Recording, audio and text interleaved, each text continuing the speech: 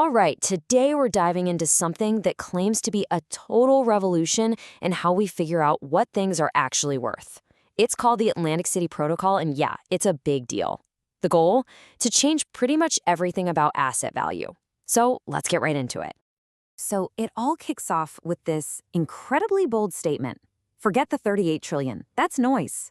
I mean, you've seen the headlines, right? All this talk about trillions in global debt. The people behind the Atlantic City Protocol, they're saying, nope, forget all that. They're arguing it's all just a massive distraction from the real story. Which, of course, leads to the big question, right? If all that debt is just noise, then what's the real show? Where is the main event happening? Well, according to them, the answer is all about unlocking this huge hidden world of value that's been right under our noses the whole time. Okay, so here's the first big idea. The world, as they see it, is just littered with what they call dead assets. And we're talking about massive things. Think bridges, huge lithium reserves, entire fleets of shipping containers, all just sitting there completely undervalued. The show is all about bringing these assets back to life, turning them from these static, sleeping giants into active, liquid, tradable value. And this is the core mission, plain and simple. The goal is to take these static assets and use some really clever financial engineering to create audited, liquid value. The key words there are audited and liquid. This isn't about guesswork or magic tricks. It's about a system, a machine, really, that's built from the ground up to prove what something is actually worth. So, how does this machine actually work? Well, it's surprisingly simple when you break it down. You really only need to understand two key players: the vault, which is where the asset is kept safe, and the worker, the one who goes out and unlocks its value. First up is the sovereign anchor. This is the vault. And you can think of it like the most secure bank vault you can imagine.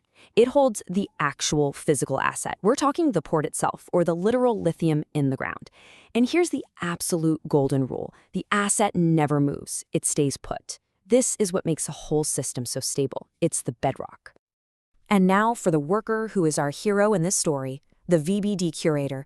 Now, this isn't some banker or a stuffy insider. This is an external pro, kind of like a value detective. Their whole job is to sniff out the real, hidden value of that asset in the vault. And, this is the most important part, they prove it by putting their own cash on the line.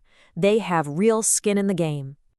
So how exactly does this curator prove an asset's value? It's not by writing some long, boring report. Nope. They do it through a direct market challenge, basically a financial duel. And it's called the cash put. This is where things get really interesting. Let's walk through how this works step by step. Okay, so imagine you have curator A.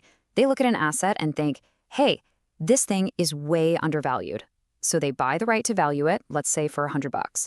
Then they set a target, a stop win of $150. Now, if someone else, curator B, comes along and says, yep, I agree it's worth at least that, they can pay that $150 to take over the position. And boom, just like that, the asset's value isn't an opinion anymore. It's a proven fact backed by $150 of real, cold, hard cash. And that really boils down to the core philosophy of this entire system. It's so simple. I paid, therefore it's worth.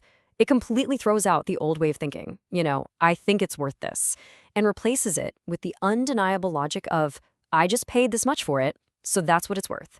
It's truth backed by cash. Period. Okay, so you might be wondering, what's in it for the curator? I mean, why would they take on all this risk? Well, it all comes down to the reward.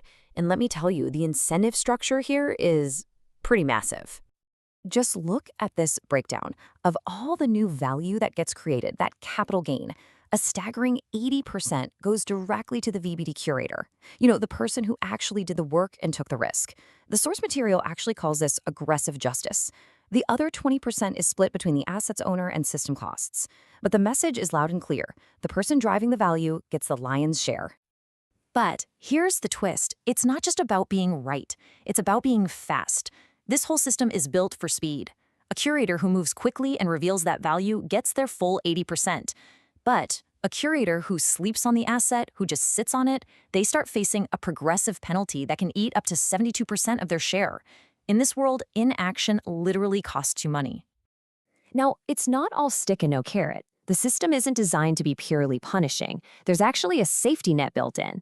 As long as a curator genuinely creates value, they are always paid. Even the slowest possible curator still walks away with a minimum of 23% of the profit.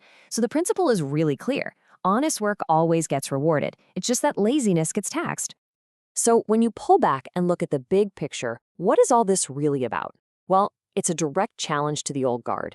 It's a system designed to completely upend the traditional ways we measure value. And that means it's taking direct aim at the big, established rating agencies. And this comparison really lays it all out. On one side, you have the old model. Think rating agencies like Moody's or S&P. Their whole game is based on credit opinions and a constant fear of what might happen in the future. But the Atlantic City Protocol, it's the polar opposite. Its value is based on proof of liquidity. It's not about the future, it's about the certainty of what something is worth in cash right here, right now. And really, that's the final, powerful takeaway here. We live in a world that is just full of uncertainty, right? And in that kind of environment, this model offers something totally different: objective, audited proof. In this new game, the person with cash on the table and an audited asset, well, they're king.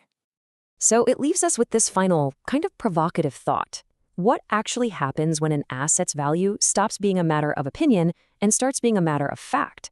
Well, according to the people behind this protocol, it means the truth party has begun. And apparently, everyone's invited, as long as you're willing to prove your worth.